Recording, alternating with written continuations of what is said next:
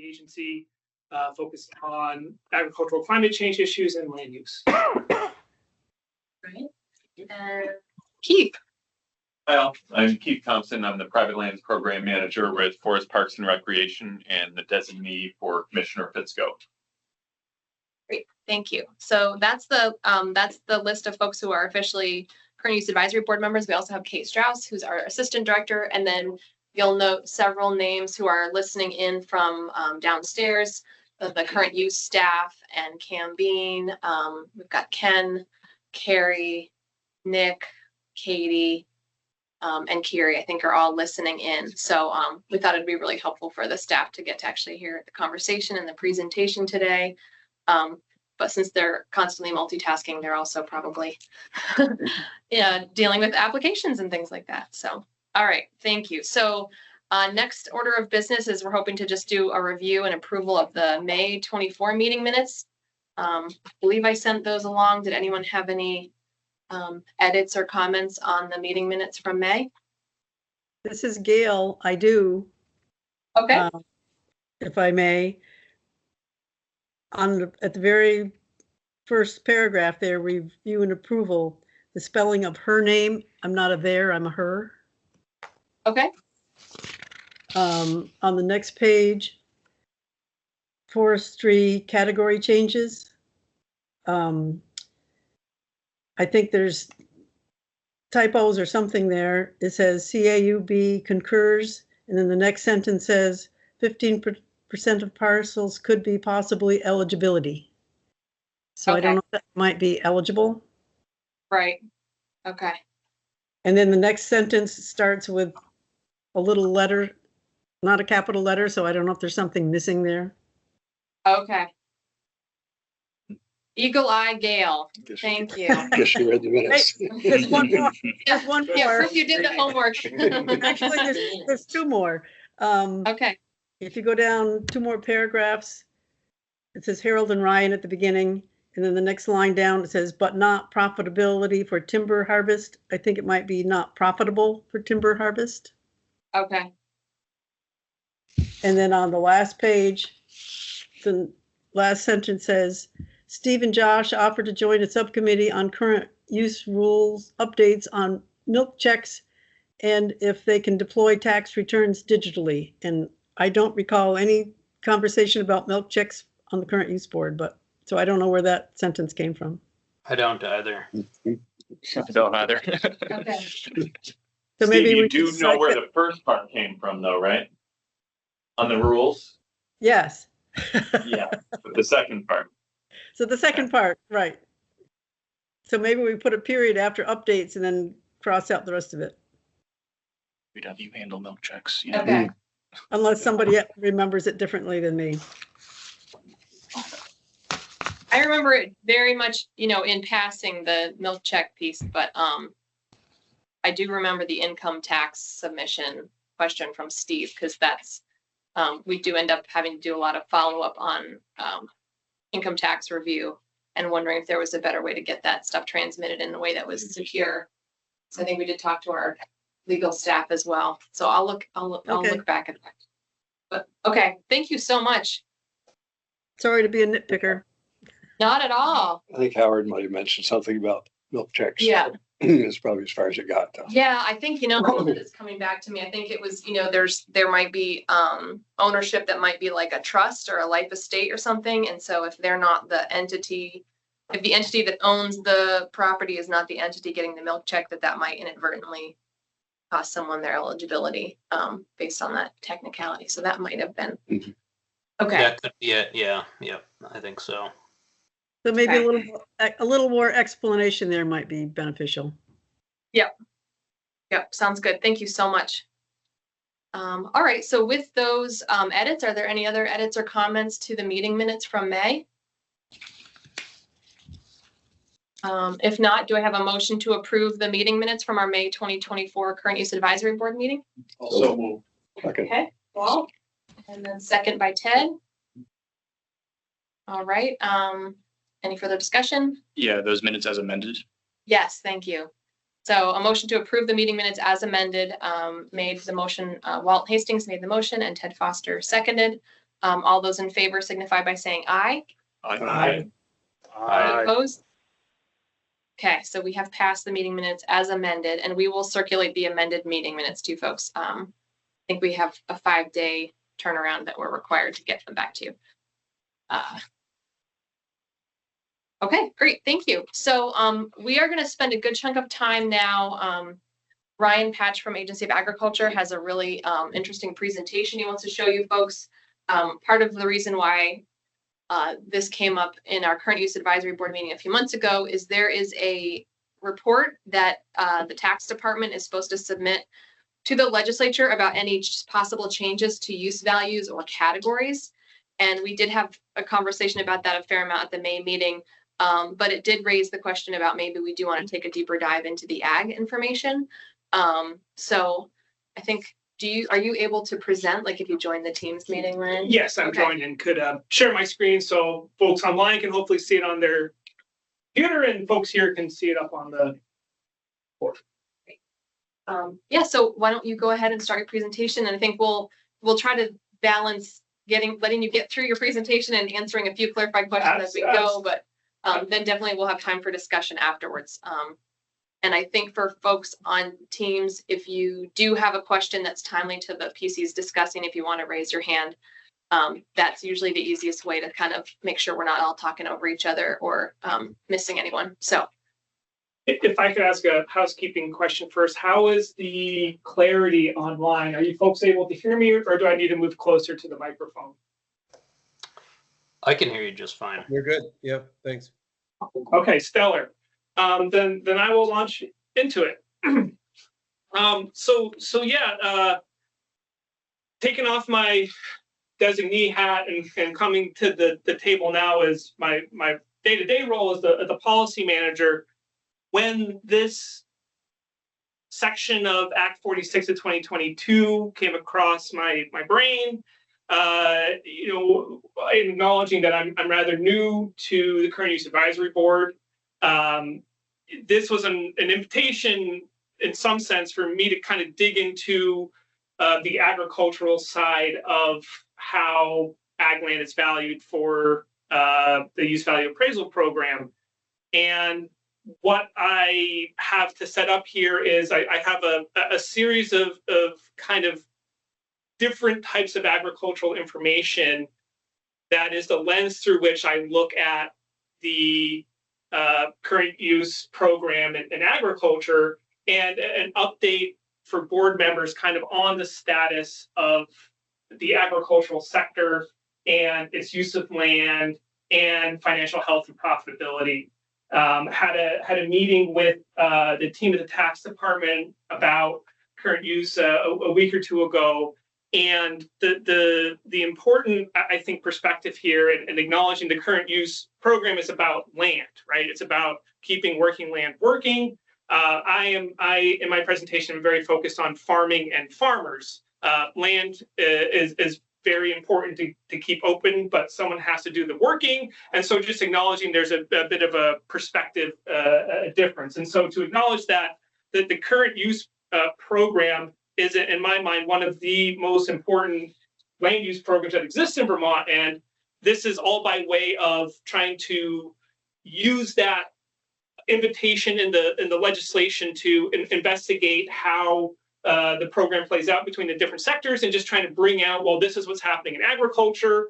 And I do think there are a couple either technical corrections or perspectives to look at where there may be further investigation or research that's needed on this ag side. And so that's all I'm trying to bring up here is, ag is having a really, really tough time right now. And there may be some opportunity in the current use approach to more accurately reflect the conditions that agriculture is experiencing. So long-winded introduction, and it's just going to get even more longer and annoying. So I apologize.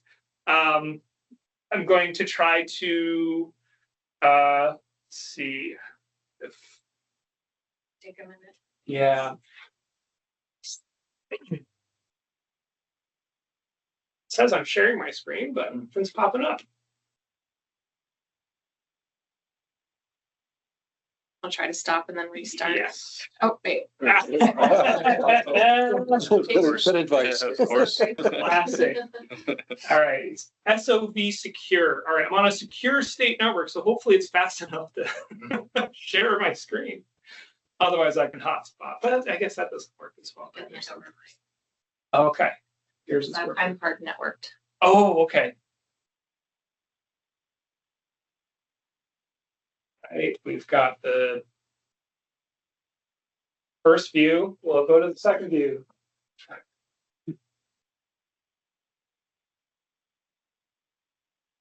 There we go. Okay. And if we're gonna, I'm a real 20-second per slide type of guy. So if this is the speed we're stuck at, this is gonna be far too long of a presentation. So I just changed my slide to get to the outline, and it's taking a moment. Can I send it to you? I Or actually, suppose? is he allowed to network now? Oh. Sorry. Yeah, send it to me, Ryan. I'll be your Vanna. How about that? Oh, okay. Yeah, so new email to Jill. Hopefully that email can go.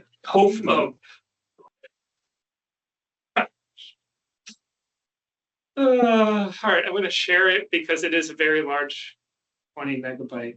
There's a lot of photos. You know what I'm going to do? I'm just going to change network because that can oftentimes fix this problem. Sorry. No worries. The tax department has to meet very strict IRS guidelines about Wi-Fi, and it makes it challenging It would appear to so. have company. Also why we have to stand outside the bathroom for you. In case you were wondering about that too. So let's see if this is any better. Reminds me of the days when I had 50K modem. Right.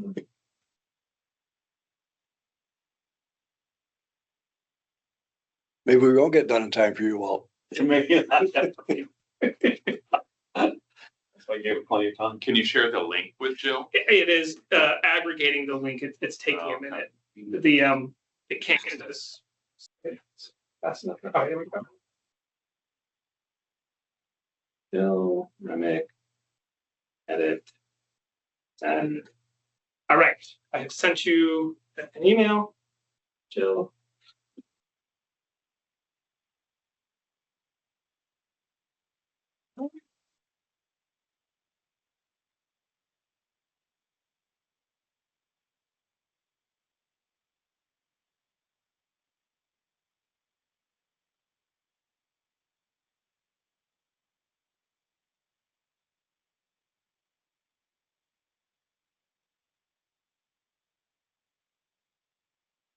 All right. Well, I'm just going to keep talking while that tries to open, make use of our time, not just. So 6 parts, right? I want to try to cover historic land use change, just so folks understand where we are in the current moment. And then I don't know, can my mouse plug in so I can? Because I should then be able to. Nice. Get something to work. We'll make it work. We'll get there. Hey, look at that. We got a mouse. And if I click it, hey, it changes. No traffic away, huh? Excellent. All right. So historic land use data, so folks can get a sense of where we stand in the current day with regards to get easier to see. Block review. All right. The climate change is happening. What does that mean for agriculture? What is the importance of agriculture in the face of climate change? How has Vermont been looking at protecting agricultural lands? How does agriculture contribute to addressing our environmental challenges?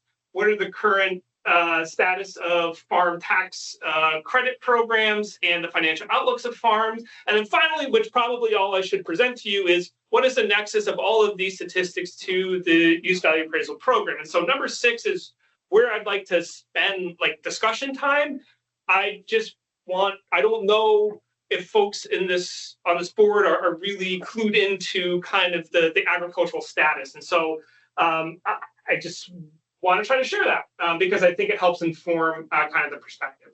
And so I start almost all my presentations with this old kind of summary of Vermont. I say old by 2016. Apparently that's old these days. Things are moving very quickly. Generally three kind of pockets of agricultural lands, major ag centers, Addison County, Franklin County, and Orleans County, with the vast majority of the state being in forested land use. Now, of course, this is not how Vermont always looked. This is a photograph from the state curator's office, which I might have shared with this board before, that, we're in a building in Montpelier and we can't see the hillside behind us, but it's now a lovely park with some rather mature trees. But the curator at BGS said that this is, or the Historical Society said this is photo was taken between the 1870s and the 1880s. And this is really what much of Vermont looked like. Lots of cleared land on steep hillsides with lots of pasture. This is from a report from 1968, which provides kind of a retrospective on agricultural land use. Back in 1880, at the time when that photograph was taken, about 84% of Vermont was land in farms, and there were 35,000 farms. Now, Can I ask yes. a question about that? 84% of Vermont's land is in farms, or 84% is actively agricultural? Like, is it cleared, or is it just part of a farm? Cleared farm. Okay. Yep. Heavy use. There were no marketable trees in the Champlain Valley, according to Hans Alber's Hands on the Land. Completely, really cleared moonlight landscape. Must have been very interesting. In certain regions of the state. And it was predicted, this is a report from 1968 that really led to the adoption of Act 250. And back in 68, they were predicting that the percent of land in farms would decrease, the number of farms would decrease, and the size of farms would increase. And that is what has taken place, transitioning from kind of that historic report document. This is now USDA Ag Census data, taking a look just before and then after World War II. What we see is there's been a major decrease in land that is used for farming. And so this isn't all land that's managed for farms. Farms manage as much forest land as they do cropland and pasture. However, this cropland and pasture is decreasing. And it's decreasing from 84% in 1880, 56% in 1925, 21% in 1969, and we're all the way down to 9%. Only 9% of Vermont's land base is now actively farmed in 2022 based on the last agricultural census.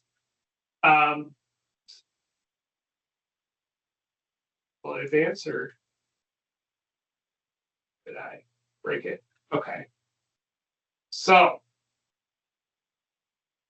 okay, yeah. So what happens when agriculture is not farmed? The natural condition of most areas of the state is forested, and so as agriculture has gone out, forest has moved in. That is, a good use from an environmental perspective. And however, we are reaching levels of farming that are getting more and more challenging to think about meeting the challenges that are coming both today and in the near future. So when it's not farmed, it generally goes to forestry, reverts. The other option is it is converted to urban land. And so what we have here is kind of the four major land uses that, other than water, it's kind of static, that you saw on kind of that first slide of the, where's the ag, where's the forestry in the state. And there's two different scales. So on the right is the scales, wetlands and urban. On the left is the ag and forestry. And the dotted lines kind of show we really don't have good data between these points. This is where the real data really picks up at the end of those dotted lines. And so different scales, it's all a mess. What I'm trying to convey here is agriculture is the only land use that has been decreasing its footprint of Vermont since we've been keeping modern records in the 20s or so. And my suggestion is that is problematic for a number of reasons. Now, this decrease in agriculture, you can see kind of this 10-year time period here, how sharply agriculture decreased. It was almost a 50% decline in farms and land area managed by farms in such a short period of time. It triggered all of these program, interrogations, reports, what can we do to help support the working landscape? Act 250 was authorized in 1972, use value appraisal in 78, and then the Vermont Housing Conservation Board with dual goals of affordable housing and conservation being established. And what we see is, perhaps it has stemmed the loss, and they are incredibly valuable, effective programs, but it hasn't been enough to turn around this loss in the agricultural sector. Now, agriculture in Vermont, this is 2022, dairy farms manage about 59%. Those that manage dairy cows harvest about 59% of the crops in the state. Another 22% are hay, and hay is, of course, fed to ruminant animals. And so it's not all dairy. Some goes to hay, some goes to horses, but the vast majority of our landscape is land for livestock. And since dairy has historically and today still plays an outsized role in our ag economy, I'm going to just drill in to kind of begin establishing what does the financial outlook for farming and agriculture look like in Vermont. We know from that 1968 report with that precipitous decline in the number of farms that is unfortunately what has been happening over the past 10 years. We are now under 500 dairy farms in Vermont, and they are unfortunately going out of business, it seems, every month. Necessarily, the average number of cows a farm has been increasing, even though we have been losing cows. Our current economic model dictates the more economies of scale you can achieve, the more profitable you can be. And so it makes sense that the average size farm is now a medium farm operation in Vermont, whereas before it was a small farm size back in 2013 as the average farm size. This is the average milk price that is adjusted for inflation to take into account that 2022 massive inflationary pressures. And what you can see here is dairy farmers cannot count on anything to be stable, whether it's weather or whether it is milk prices. It bumps up and down in peaks and valleys. Now, farmers have operating costs that they have to deal with.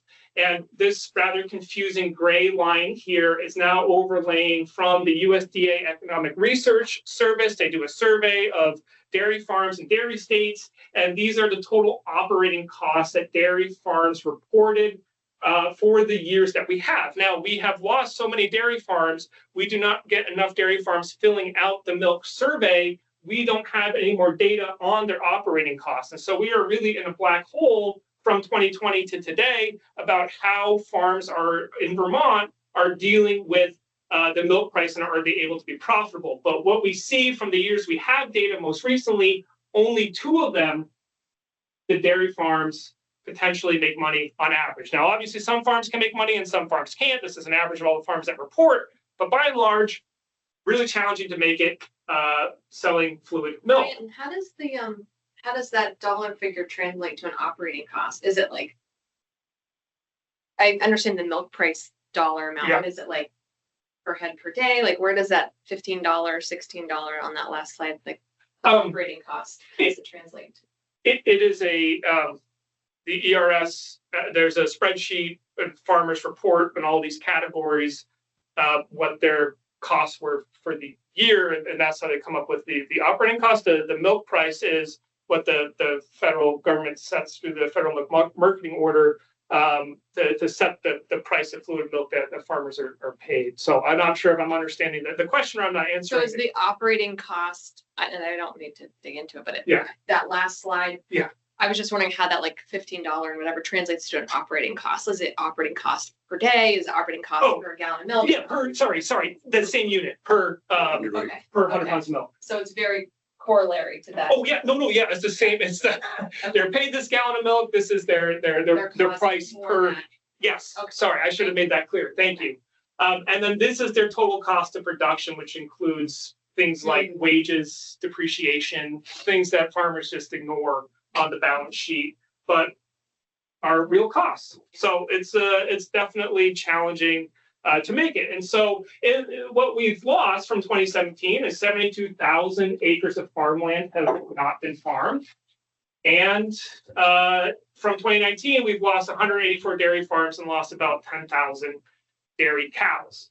And so to try to bring this kind of back to the current use advisory board, right? Dairy farms are becoming less and less profitable, but the annual current use value has been increasing, so that the tax benefit that farmers receive has been decreasing even while challenges to their bottom line have been persisting. And now this is in some ways appropriate because the price of land is what it is, and the price of crops are what they are. And so I'm not suggesting there's something wrong with this increasing ag value. It follows the logic of the equation. It's just not really representative of all of the farms that are not able to make positive income.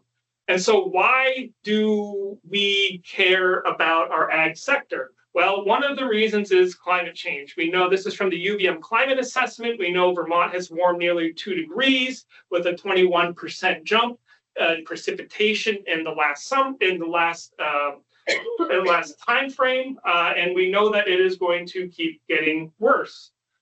We know that the level, this is from the World Meteorological Association, we know that 2023 was the hottest year on record, and we began the year with the warmest ocean temperatures ever. And all the models are showing that it is indeed increasing upwards at a rather precipitous rate.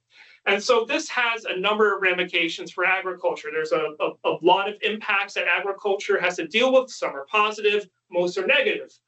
We may get better growing season here in Vermont, but we're going to have to deal with greater intensive rainfalls. And so both last year and this year, farmers have been dealing with a significant amount of climate disasters, as they're being called. We know that all types of farms are affected by this flooding. We know all sizes of farms are affected by this flooding. Over 70% of them anticipate a negative cash flow. 70% do not have crop or livestock insurance, and the amount of relief money that is available does not come close to the physical losses that farmers are experiencing. Adding to this, about another $3 million have been paid out the last time USDA was able to share an update on their relief programs for agriculture. Farmers are really, really negatively affected by climate impacts, and they are going to, continue to experience this as climate change ramps up. So this is just, this is over 13 months. If we go to this July, there's 2 other disasters that are federally declared disasters. In Vermont, it is, from windstorms to rain to flooding to freeze. Doesn't matter the sector. It seems there's going to be climate impact that's going to affect your farm. Let's see if I can advance. Sometimes it spins a little. Oh, okay. It's thinking. It's doing it fast.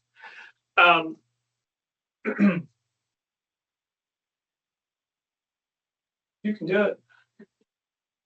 I believe in you.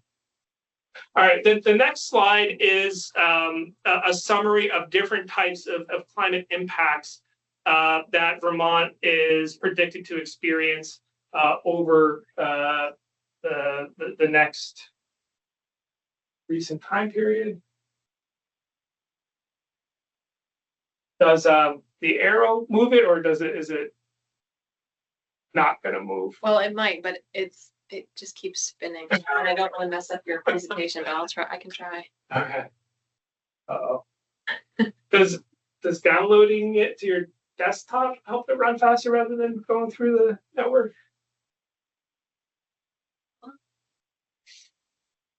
You dare to download it? It's just considering all that you've shared, Ryan.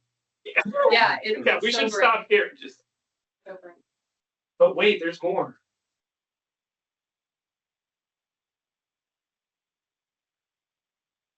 I perhaps should have. Oh, my phone dropped. Oops. So when you say this, what was cropland, dairy cropland or whatever goes into forestry? Is it solid patches of forestry, or the houses dotted all through this forestry, or? Well, we can get to what's actually happening. I said historically, when my understanding of what generally happens is farm goes out, small farm generally bought by a larger farm, they farm the best and they leave the rest, right? Big equipment can't access all the small fields, and so you will have a majority of that farm, if it was worth buying, being farmed, but the edge areas will generally revert to forest. And that tends to be commonly what happens. Otherwise, it's sold for development. And we can talk about what the development impacts are most recently. I think that there's a little bit of this going on. Yeah. The Forest Service suggests that the primary, and we're losing forest land. So at the scale that we were looking at, there has been a general trend in accrual of forest land, but in the last several years, forest land has gone down, and conversion to ag and conversion to development, with conversion to ag being the primary driver of loss of forest, but it's a net. And so we all see ag land being lost to forest. And then with, ironically, organic farms expansion in some places, there is forest land being lost to ag land. But that is kind of I think both uses are positive, have a benefit, and it's when we lose it to development also necessary. That's kind of a permanent loss. It doesn't like slide 24, but it seems like that. I think goldenrod's the winner. Yeah, our next cash crop. That's fine. Will it's well, all right, here, let's see if this will work. Yeah, my question, Keith, for you about those, when you read the method, the documentation for that, I believe it's Forest Service that does that remote sensing, that the margin of error is 50,000, and they're saying we've lost 54,000 acres of forest land. And so it seems to fit within that doesn't mean we haven't lost it, but it seems to fit within the margin of error. And historically, I know there's been large swings. And so that's just a question, when people ask, well, what happens to all this ag land that's being lost, and we don't have a manner to track it, we don't have a specificity of our remote sensing where we can really, identify what's affirmatively happening to our forest reserve. I think when we've navigated this, we're certain about the trend. Yes. Okay. And the exact precision or accuracy of the numbers, you can go to different places and get different results, but the trend is going down, and I think that's kind of the bottom line. So is your trend managed forest or just? No, land that exists, that forested land is going down. Okay. How would they differentiate between, recently clear-cut areas that are gonna revert to forest and were intended to? Forest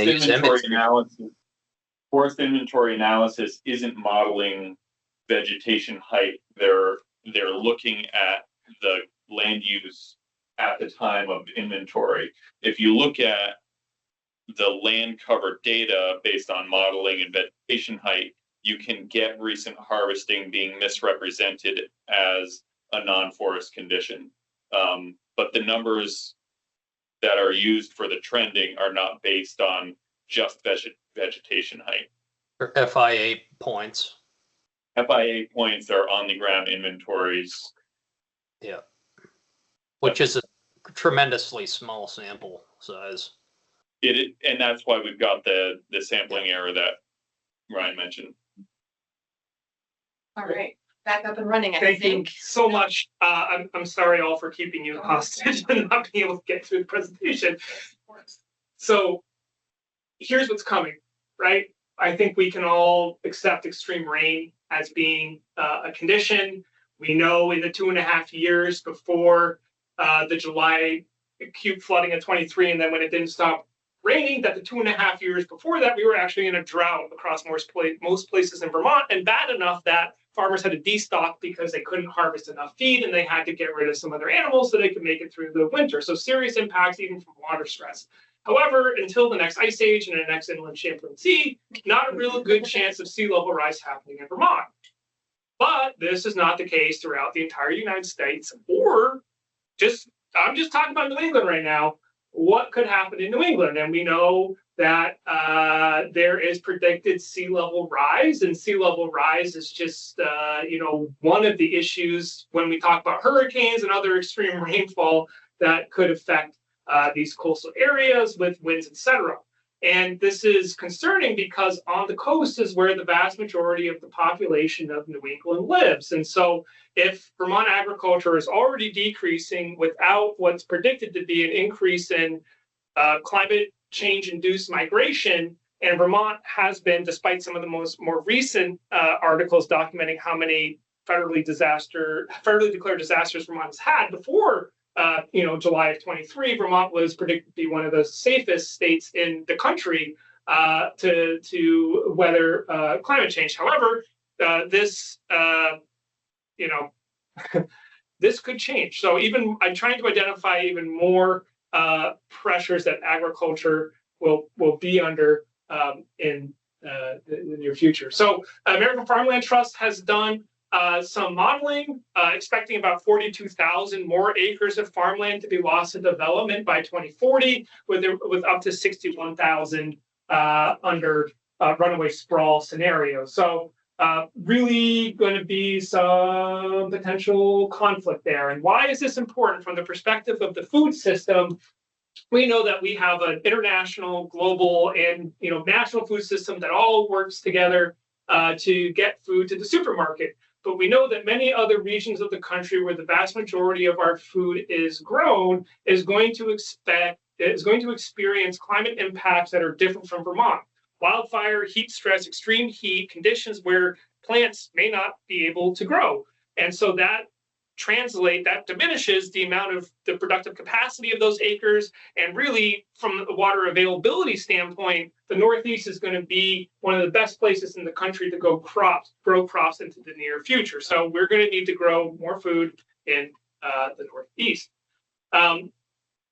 New England, Feeding New England, and New England Food System Planners Network got together to attempt to do some back of the envelope, but very actually rigorous investigation. I say back of the envelope, it's not at all. It's a very robust analysis of food production in New England and consumption, and what do we need to do? Right now, best case scenario, all fisheries, all ag that's produced in New England feeds about 21% of the consumption in New England. What do we need to do to get to 30%? That's what the prompt is. Can the 6 New England states provide 30% of their food from regional farms and fisheries by 2030? And the answer is no. We would have to expand under the use of underutilized cropland by 400,000 and bring 590,000 acres of new cropland into production. Brian, why is the number 30%?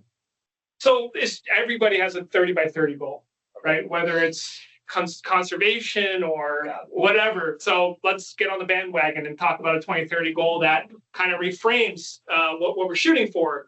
And so we only have 540,000 acres of land used for farming in Vermont. We would have to double the size of Vermont agriculture to go from 21 to 30. And so that is the scale of transformation when we think about climate change that I think we need to consider. Now, they say this Maine and Vermont are identified as the 2 states that have the most ability to grow more of this food. They also analyze diet, and they say we have to change our diet. And so there's a whole bunch of what do we need to grow? And basically the new stuff we need to grow, we need our dairy because it satisfies a portion of New England demand, but we also need to expand additional types of crops, vegetables, fruit, grains being top of the list.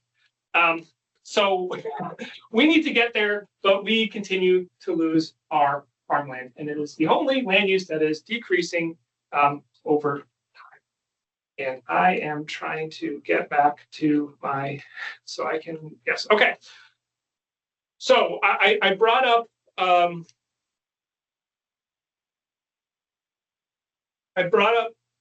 climate change to talk about another pressure that could cause ag land to decrease in its coverage of the state because of we need it because we need to feed ourselves, and it's going to become more challenging in the near future. And then also this next segment is, what about the human needs, right? Agriculture exists because humans need food. Humans also need a place to live. There's a friction between where can houses go in the state and where is agriculture. And generally, agricultural land is open. It's not a wetland. don't need a heavy cut permit, right? A lot of the environmental permitting that's required to convert forest land to housing or even agriculture, those types of statewide permit and even federal review does not exist for ag land that is a prime soil.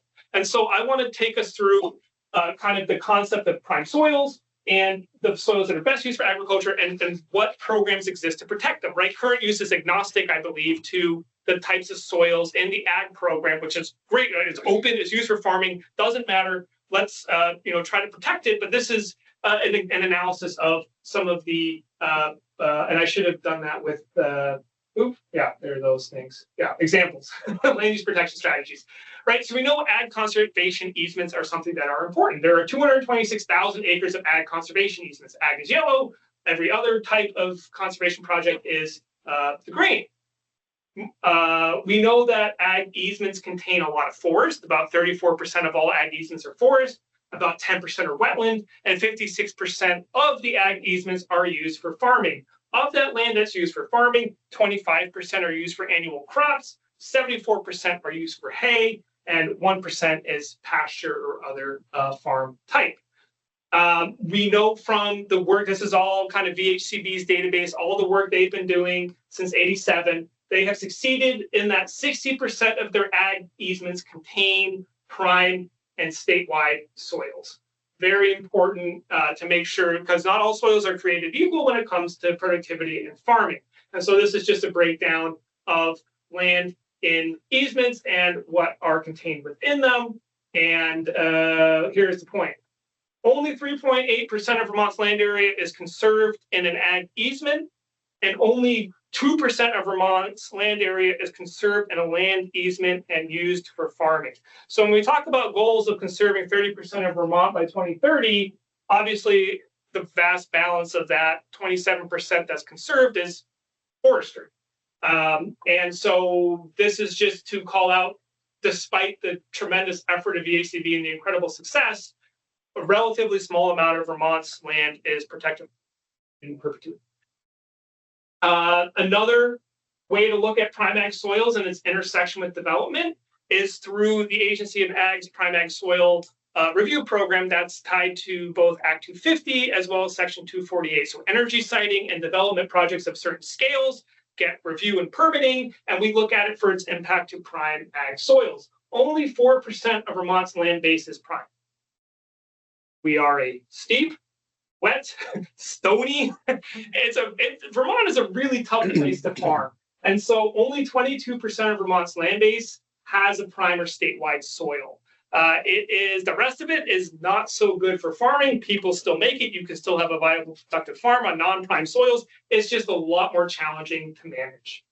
And so what this means is when a development project comes to the Agency of Ag, from the Act 250 permit program, we review for the impacts to prime soil. So they're going to propose a condo units. We're going to look at where that's going, fragmentation, how much land is being converted, and are there prime soils there, or is it active agriculture? And if so, we do an analysis to apply a multiplier and figure out how much they have to pay to take that land from a prime soil or farmed and put it into development. And so last session, there was a law that was passed that transformed how Act 250 is going to be applied. And there are the state designated development zones. Many downtowns have them. They're earmarking and planning for where development should occur in a particular municipality. And they are really where development should be centered, right? We want as I understand from some of the state reports that have gone out, right? Cluster development, right? We need dense downtowns and surrounded by productive working fields. And that is, I think, a laudable goal.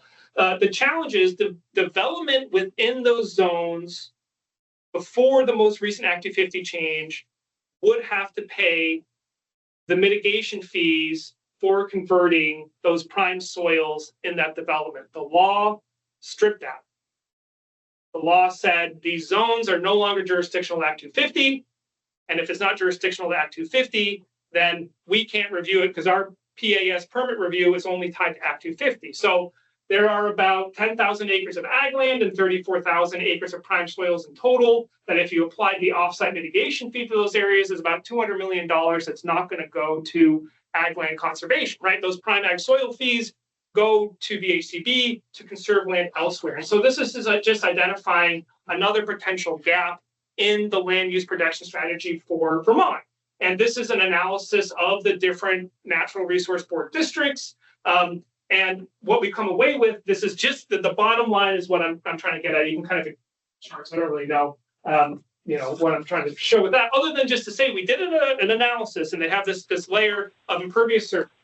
69% of the mapped impervious surfaces in Chittenden County are built on prime and statewide soils. Our historic development pattern has been prime soils. The future is going to be prime soils. The farmers are having a tough time hanging on, and Act 250 is not going to apply in these areas. And so that's just identifying another potential pressure for the next ag census, which may result in even documentation of even more loss. Thanks. Sorry about that. No, I think someone got kicked out, and so I let them back in. Okay. All right, and I promise we will get to what I really want to talk about, but this is just to talk about what the farmers have been doing all while they're experiencing this crushing economic headwind, right? I say we lost 72,000 acres of farmland from 2017 to 2022. Well, guess what? Farmers have done 85% of the cleanup for Lake Champlain. They have been implementing conservation practices at a rate and pace that is not happening in other parts of this country. Farmers went from effectively 1% implementation of all annual crop fields being no-tilled and reduced-tilled to about 2/3 of all of Vermont's cropland is now no-till and reduced-till. That was unthinkable before Act 64 2015. And so what we have here since Act 64 2015 is farmers have implemented just through state programs. This isn't federal programs. Just through our state programs, almost 500,000 acres of field practices, the majority of which are cover crop. And those practices have a significant benefit for environmental outcomes. We know that the growing and cultivation of food is not created equal when it comes to environmental impact, right? On the left is maybe traditional farming practices, full width tillage on a steep slope.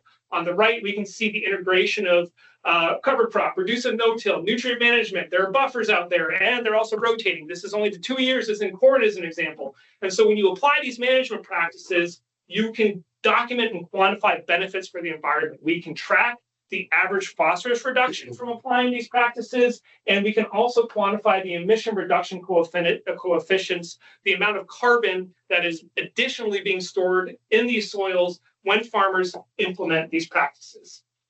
Why is this happening? It's because of this concept called soil health. Soil health is the measure of the physical, chemical, and biological properties of the soil. And when that soil is healthy, it can hold more water when it needs to, and it can let it infiltrate when there's too much. And so this is kind of examples from USDA NRCS showing that for every 1% of soil organic matter increase, you increase in the top layers of your soil, you can hold an additional 25,000 gallons of water per acre. There's only 27,000 gallons in an inch of rainfall across an acre of land. So about an inch of rainfall with each percent increase in organic matter, big opportunity there to help protect the watershed and to help their fields. And we know this is true through a lot of science and a lot of study. When you have more organic matter, you're going to have more infiltration.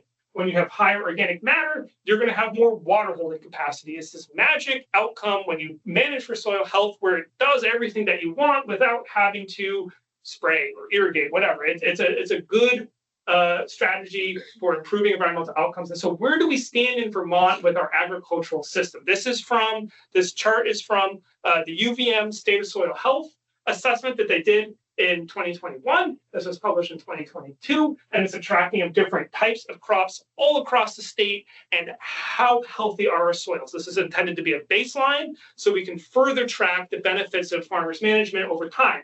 The national average for soil organic matter is 3.2%. Vermont's average for farm organic matter across all farms, 4.3%. And that's higher than New York. New York is the 4th largest dairy state. So you think, well, Ryan, that's because we have dairy manure. That's why organic matter is so much higher. No, New York's down at like 3.6, 3.8. We're doing even better than New York. And that's because Vermont farmers do a really good job stewarding the landscape. And so this is kind of the takeaway on soil health, right? farmers, this is like the farmer perspective. 99% of farmers believe improvements in soil health can benefit the environment off their farm. 95% believe they should take additional steps to protect soil health. 90% believe they have a responsibility to be a part of climate solutions.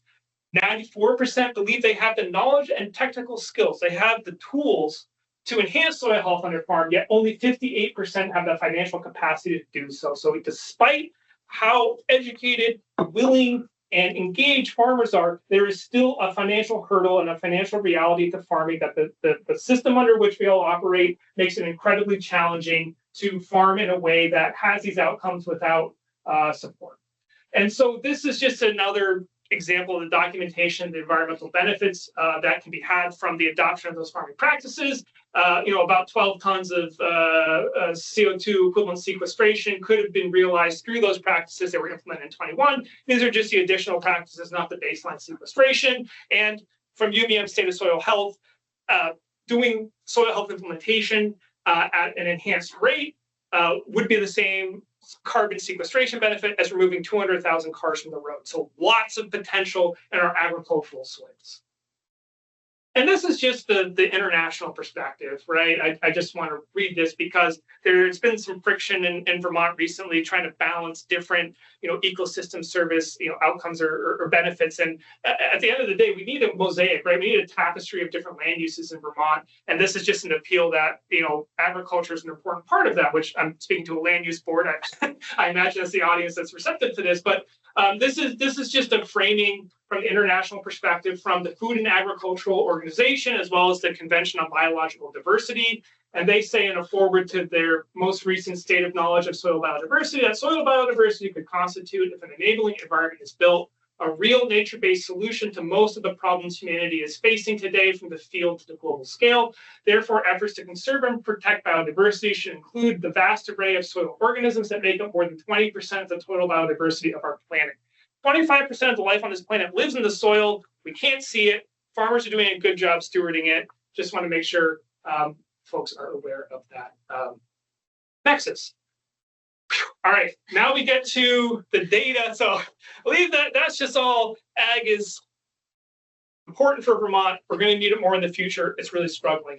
These next two sections are attempting to dig into maybe what this board has more of a purview or could interrogate it a bit more specifically, which is how is the financial health of farms, how is this tied to the current use equation and how we value agricultural land.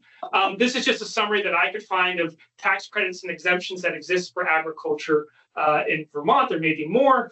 Tax department, if you have some that I've missed, please let me know. So basically summing up what I could find for state tax credits and exemptions, about 95 million. We know from the 2022 USDA Ag Census, which is going to be the source for the analysis that I'm about to share. And I think it's worthwhile spending, why I'm belaboring the data in this 2022 census so much is for this program, the 2022 USDA, every 5 years when they update the Ag Census, that land data becomes one of the fundamental bases for the calculation. So it's such an important number. I just want to spend some time discussing what are some of the other values that are found in that census beyond just what land is in agriculture. Because that's the base.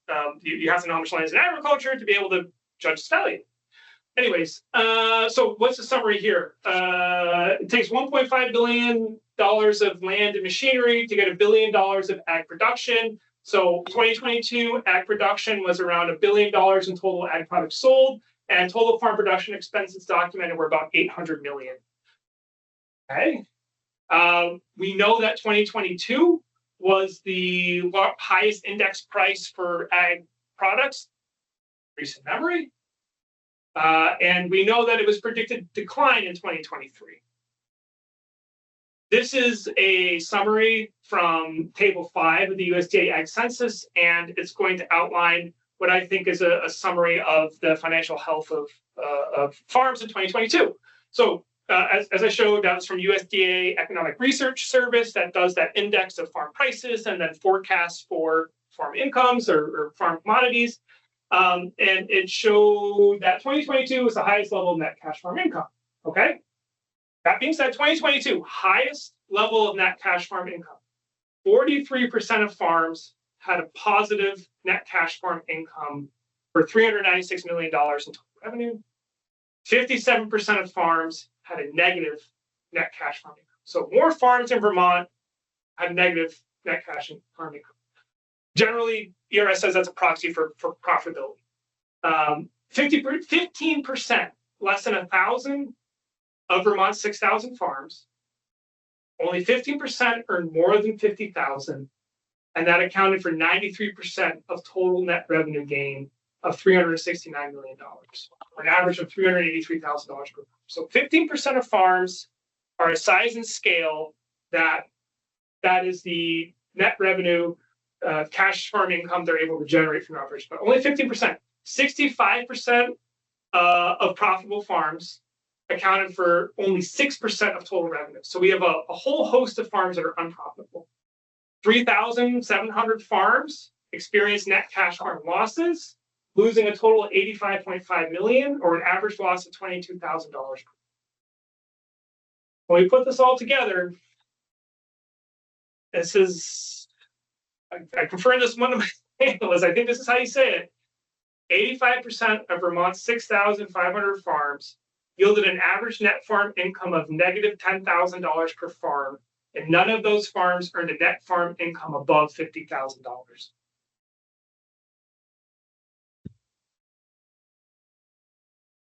So, farm income's not doing very well. Though that kind of stuff in the, can we go back just a slide? Yeah. Jill, if you're, I don't know if you can press the back button on your thing. Okay.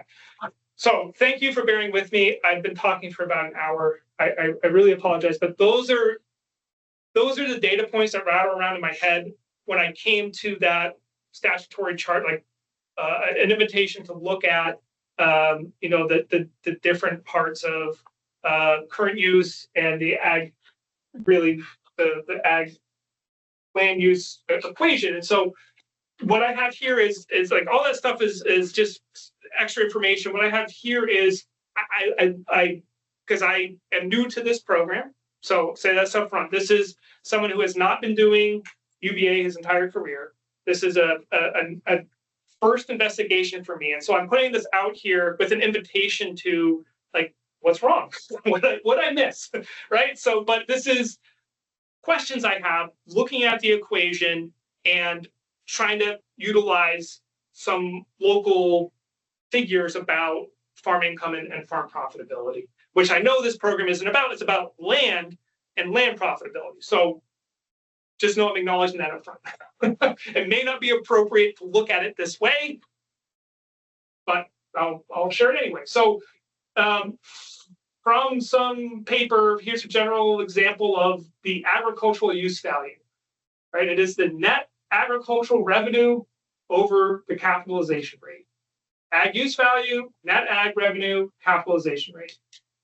This is the equation as I understand it for Vermont's use value appraisal program.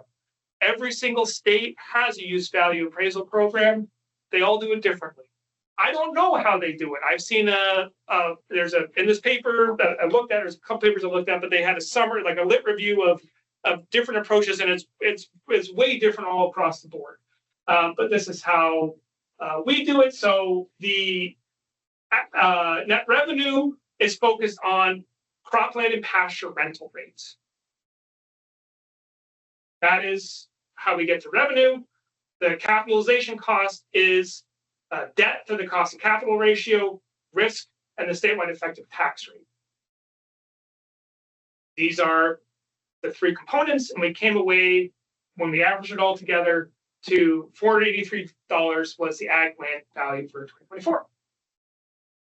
So I'm going to dig into this capitalization rate portion of the equation for a minute. The rate for 2020, we do it for 24, right? So we met, what was the year that we just did? Is that if I say, is it the last ag land value rate published was for 2024? Right. Yeah. Okay, that's how to say it. All right, so for the 2024 rate, there are three components to it. 10-year average of 30-year treasury bonds, risk and property tax rate. So property tax rate makes sense to me. Risk, there's some challenges for another conversation. The debt to the cost of capital, a lot. So that's the rate at which the government can borrow money, is how I understand that. Farms cannot borrow money at 2.8%. This is from FSA, lender of last resort, it's often called. Those are what the interest rates are that are available for agriculture to purchase land. 5% versus 2.8.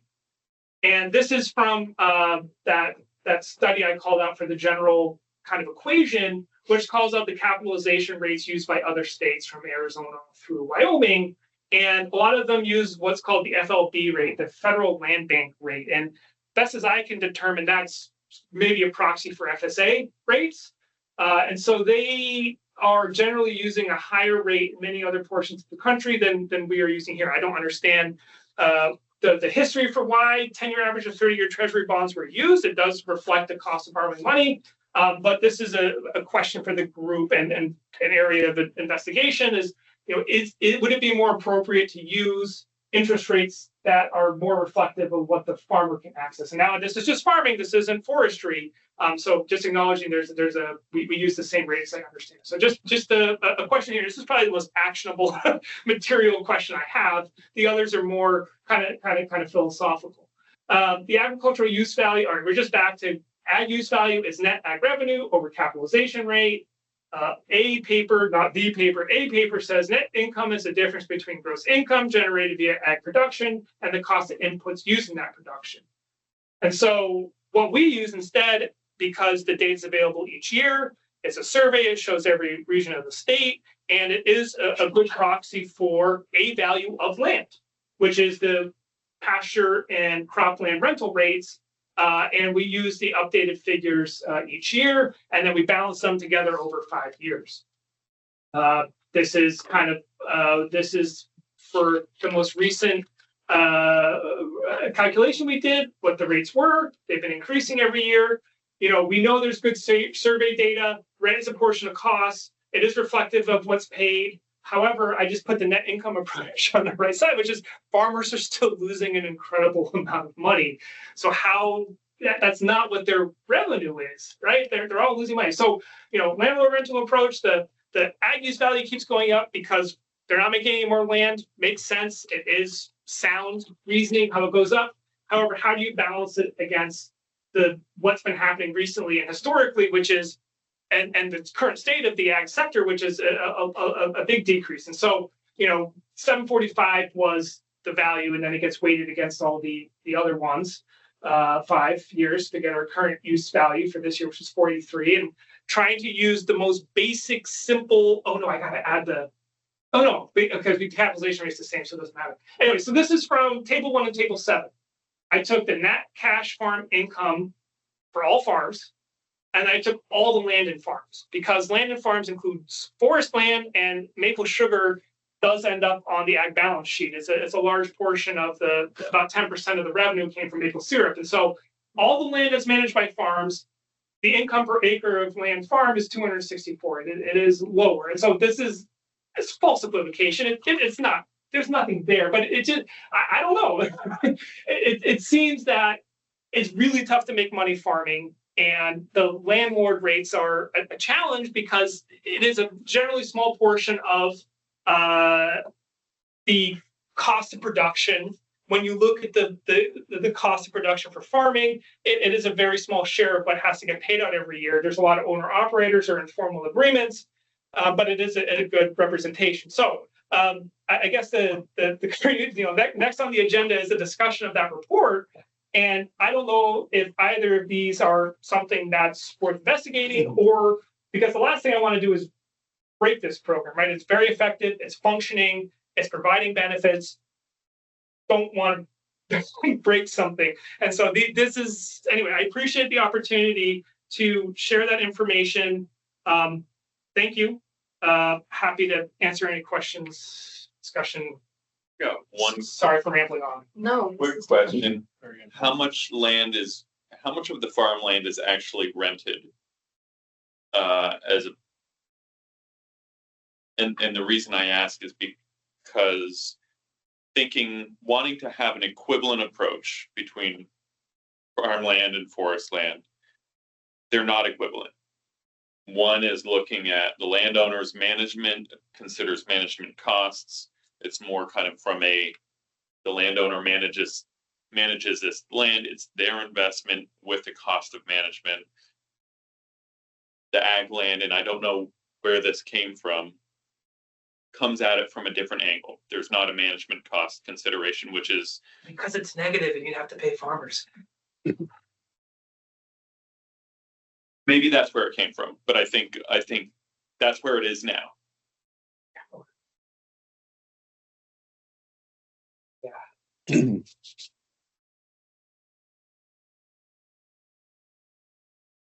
I don't know where that came from. It came from historically. I did some digging, so, and yeah, by all means, if folks want to raise your hand either on there or on in here, I can definitely queue up a group.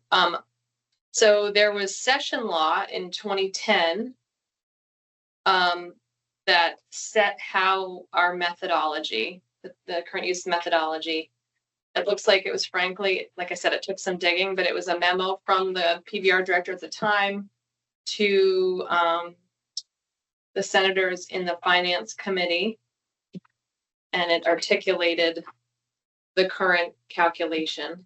So we can, if the current use advisory board wants to make a recommendation, we can make recommendations to change this methodology, to tweak the methodology. That is one of the foundational responsibilities of the current use advisory board. We would definitely want to do some kind of a like financial analysis or impact statement, right? But yeah, it looks like at the time it was designed just as what we're doing right now. And then, so we have been asked in this report to examine the strategies and rates for the valuation of land enrolled and make any recommendations. So we certainly can. Does anyone have any questions? What Ryan's? Yeah, go ahead, Josh. Going back to the equation that you had, Ryan, the cost of capital or cost to borrow money that was being used, what was that being set by? The three components that are currently used include the 10-year average of the 30-year treasury bonds, a risk percentage, and then the statewide effective property tax rate. Yep. And it's a sum of those. And that 10-year average was being informed by federal treasury, and then other states are using the cost of borrowing money from the federal land bank, where we're using the federal or the 10-year average Of the treasury. Yep. And they're tagged to the FLB, which back in 2012, I don't know, maybe it's more of a Midwest thing. I'm not really familiar with that phrasing, but I assumed it to be, with some digging, to be the FSA rate. Yeah, the Farm Credit Association will fall within the federal land bank, I believe. Okay. I'm not sure about the FSA. Okay. Yeah, maybe it's not. I don't know. We'd have to look into it, but my question sort of is coming into this is, to your point about treating forest land and ag land equally. Is forest land using the same borrowing costs? Okay. And then to go with that, you were looking at the federal as like something like 2% and change. The figure, so we get it from FPR, it was 2.813. Right. And other states are using a higher interest rate to inform their calculation. Yeah, some have a political choice. They say a minimum shall be 10%, but it shall be this quotient. And so a lot of them set it up in different ways.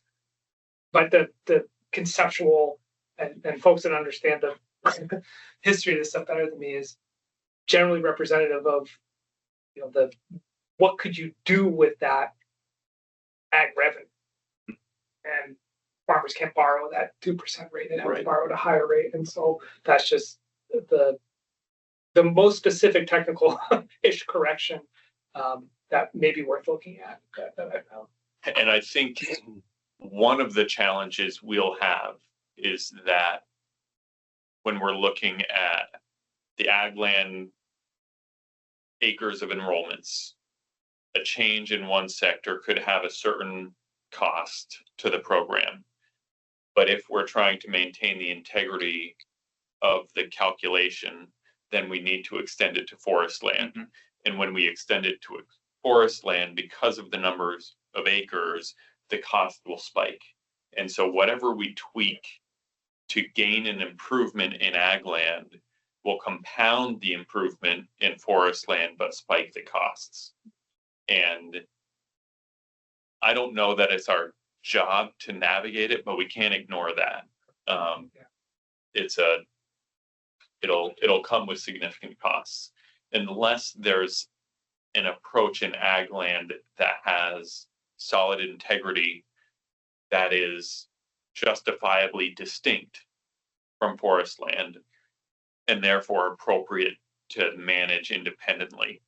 And I don't know exactly what that might look like. So You the just mean current the cap, costs of the program, Keith? Just, Yeah, I mean, if we look at the hold harmless rate or the hold harmless payment to towns, just the aggregate cost of the program, some percentages related to forest land enrollments and some percentages related to ag land enrollments, a higher percentage is forest land. What Ryan is talking about is how do we address these perceived disparities or inequities in the way that the ag land calculation is structured, given the costs of farm management and low revenue. But to fix those would be to also make changes if we're working on the premise that there's consistency among the variables in our calculation, that it would just inflate the total cost of the program. And following up on that, if I may, that's a good question, right? The capitalization rate, right? Ag land value and capitalization rate, like, is it different between the two sectors? Is it easier to borrow money in forestry? Like, is there a linear, because I totally appreciate what you're saying. If we're going to change what representation of interest rates we use for the program, the way it's currently done, it would be consistent. I guess my question is, within the construct of the current statute and authorities, can you have different capitalization rates for different sectors? I would argue it's even harder. Pardon? I would argue it's even harder to borrow in the forestry sector because it's managed less as a business for most landowners than farms are. Absolutely. Okay. Which is why you'll find timberland, woodland owners, if they're looking for financing, going to federal land bank groups or the FSA for financing, because that's what they Best do. they can do. Right. Back in the idea of other states, I mean, just to, not that I'm for it or anything, just to keep considering the idea of treating both land types equally. Are other states using a different capitalization rate for ag land and forest land? Ooh, I did not look into that. I'm just looking at that. I haven't understood. So there was this one line that was really interesting. Indiana, I believe, they had case studies, and one of them was, they enroll their current use land for ag at this rate, and then it's $1 an acre to enroll forest land or wetlands. And so, like, that was one approach they were using to, try to get more working lands protected. But to answer your question, no, I did not. I wasn't digging into the forest side of land use value literature. So I don't know. One premise we may want to hold on to tightly is that there are some states who just use an arbitrary number. And I think that while some may critique or criticize the logic of these formulas, they are reasonable. They create a process that folks can agree on, and they create some security and predictability. And while some states, we may fix something by going to an arbitrary number, $1 for enrollment or whatever. Once it's arbitrary, the moment there's financial stress due to the cost, it gets very easy to change. And so I think it's really important to have an objective, if imperfect, structure to come up with a use value. I agree. Well said. On the forestry side, we're using economic value, right? What the cost of management and that kind of stuff. And on the dairy side, there's not, that factor's not in there, or the crop side. Land side. Correct. It may be that that factor is believed to be baked into the rental cost, that it's inherent in it, but I'm not arguing that it is, but we do have a management factor, Mhm. which affects the use value. So could that be put into the open land side then? Well, it could be if there's support. I mean, Yeah. Yes, like you said, we don't want to increase the overall cost. We could lose the program really quickly. So Mhm. you gotta be careful not to enhance it too much. But I'm thinking one way to adjust this is add an economic factor to the land side, open land side. What that factor is, I don't know, and how it's arrived at. I do not know. would someone be able to explain, for my edification, how that is applied in the forestry side? I don't. Yeah, give me a few moments. Okay, sorry. While you're looking, Steve has his hand up. So an idea is to not raise the cost of the program, but basically lower the ag rates. Does that just mean borrowing it from forestry? I mean, that's the only. No, what it would put pressure on is the property tax savings on the landowner side would be, the savings would be higher. But that would mean that the place it would actually have an impact is the education fund revenue and the municipal property tax revenue. So, and then the general fund when we make the municipal revenue whole and the whole harmless. So it wouldn't have to, it wouldn't be a negative impact on forestry. It would be less ed fund and municipal tax revenue. Part of me has always wondered why, there's a lot of caveats for different situations in the program, enrollment, farmers, non-farmers, but I have been curious as to why,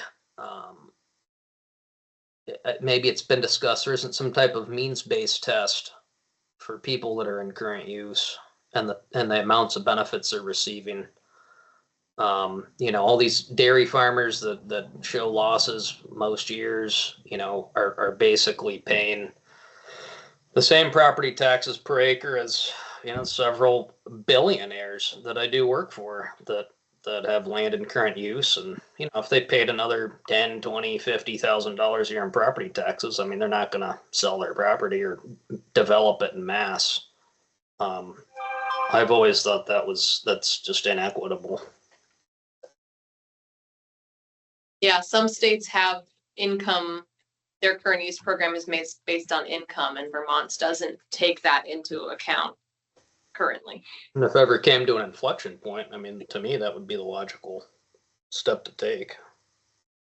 It's been discussed in the legislature a number of times. And I think that the concern has been that the value of, and it may, at least in FPR, that assessing the means is its own administrative challenge.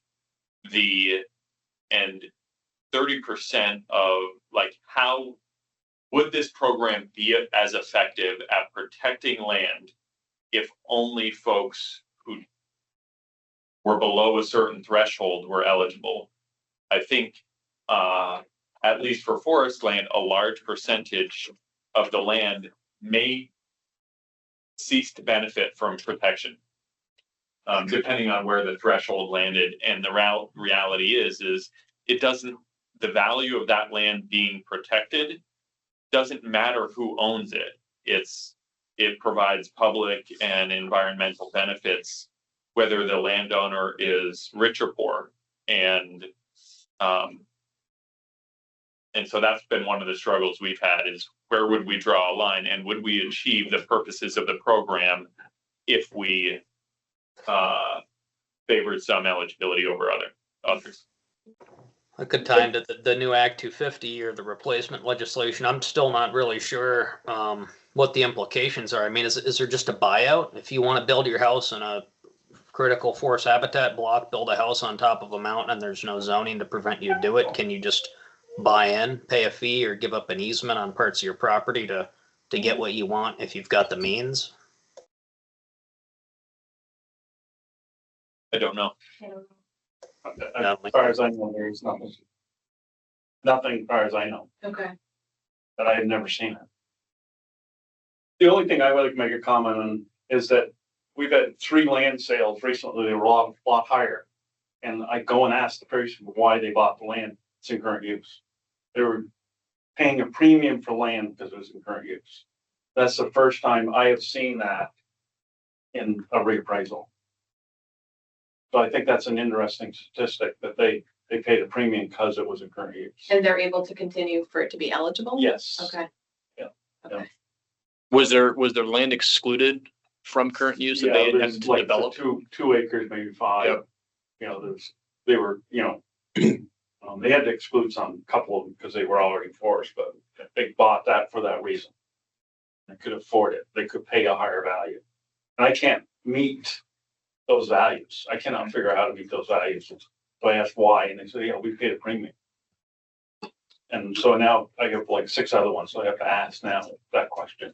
I don't know if that's a trend through the state or not, but that's just an example. I think that's an interesting trend. That's why we need that lane. Ryan? I want to pick up on kind of that concept of public benefit from private lands and keeping land in natural cover, managed cover trees or ag land has a lot of benefits compared to other uses that are impervious or development. And in the ag world, we spent 3 years from 2019 to 2022 in a working group called the Payment for Ecosystem Services Working Group. And we attempted to put a price tag on what are benefits that the public derives from agriculture, ignoring food products, fiber, whatever else. But in the environment, what is the economic benefit of the environmental gains of farmers doing all of this management change with all the cover cropping I showed and no-till, what have you?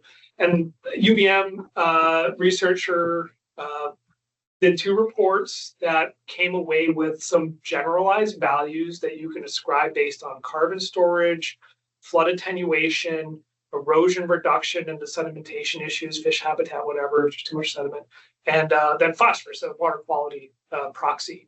And the value of that was between $1 to $32 an acre, depending on how many you stacked and what you wanted to quantify for.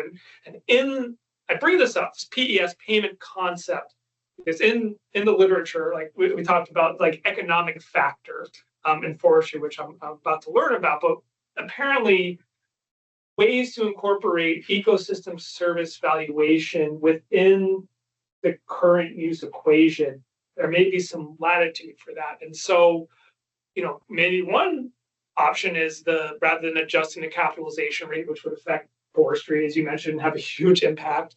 The data question about landlord versus rent versus other stuff is a real black hole, but there is this quantified and verified economic benefit that farmers are delivering in the ecosystem services space, that there is apparently space in the quantification of public and private benefit and ag land values. There is some nexus to that. And so that is the other potential viable option to explore that would just narrowly affect the ag side of the current use program, and would help embed some of those other costs that are more difficult to kind of quantify. So it's like a puzzle piece on the table. Maybe that fits somewhere. Maybe, Yeah. Put it right there. I'll see if I can summarize the management factor briefly. The equation in the numerator, we've got 2 buckets of parentheses. It's basically, to summarize it, it is growth of unharvested wood the value of growth of unharvested wood minus the management factor. And so basically it's harvested stumpage value minus unharvested stumpage value statewide divided by acres. That's one parentheses. Next parentheses is minus the same equation times 0.25. And the 0.25 is the management factor that was discussed at one point. This group has raised a number of times that between invasive plant control, AMP implementation, things like that, that management factor should be revisited. So Meaning then higher, meaning it's a cost of management. that the cost is higher. Okay. Yeah. And so then that value is divided by the discount rate divided by 100 plus the effective tax rate divided by 100. So that same concept could be used in open land. The value of what you get out of that open land and some type of management factor, which takes in the account the losses that some of the farms have. Can we make that work? Well, the question before the board might be like, do you guys want us to come back with a calculation proposal with a financial impact? Do you want us to look into this? It sounds like maybe there's something else in the forest side too, but I know we're all a little squirrely too about anything that could draw like. I'm thinking about the time frame. Yeah. And for this board to agree on a recommendation prior to this report being due, the legislature seems unrealistic to come up with something that we all understand. We work through the details, but I do think that it might be a way to raise the question and say this is working, except there are these factors that need a closer look. I think that some of the legislators are going to be looking at they may be pulling on a different thread in their request for this report. That they're looking at what is the value of actively managed forest land versus reserve forest land, and for growing hemp versus corn versus pasture. They're looking at that increased precision, and I think our response is a consistent, simple, administratable use value is important. That will answer their immediate question that prompted the request. But we could come up and they may not need an answer immediately or be anxious without one. That these are questions that this discussion raised that we need to consider more fully. And I think that there are parallels that we've got properties that have $200,000 of damage on a forestry sugar bush, and it's like, how does this pan out in terms of their income generation potential? And it doesn't ever extend to how far. Yeah. The repair bills after floods last year for some of those maple sugar operations that came through the VGAP program, it was just astronomical. And how could you ever recover what it would cost to put these roads back with the. Sorry, just that's a different program than what we're talking about. Oh, absolutely. No, I'm just underlining. I realize that's something you can't put in the management factor really, because that's covered by insurance or by FEMA or whatever. It's not covered by FEMA. Okay, but I'm saying 30%. And most of these costs are borne by the landowner. Mm-hmm. They are because we've got the $200,000 damage, and maybe that landowner happens to know that as a forest landowner, they can go to FSA. We're trying to help them know that, but most don't have $200,000 of damage. They have $15,000 or they've got $10,000 of damage or they have no idea what amount of damage they've got. And the window for those repairs close, but they're still accountable to implementing those practices, and they will need to. And so it's absolutely a UVA thing that, and it's just part of what we're recognizing is Okay, because, the continuous cost. and because they're coming at us more frequently, it's not something we can average over 10 years, 20 years or whatever. Right. Not when it happens immediately 1 year, 1 year. Every year. Exactly. Steve, is that an old hand or a new hand? Sorry, old hand. Oh, that's okay.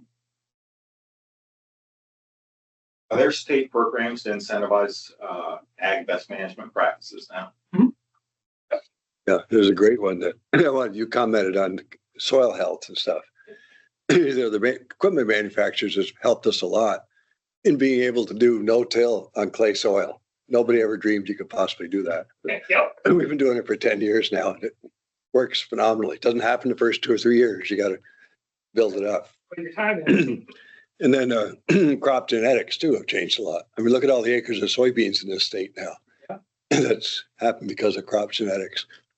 And then tile drainage has made a huge difference on helping through these really heavy rain spells. Although there are suits about farmers dumping extra water down into the lake, but who knows?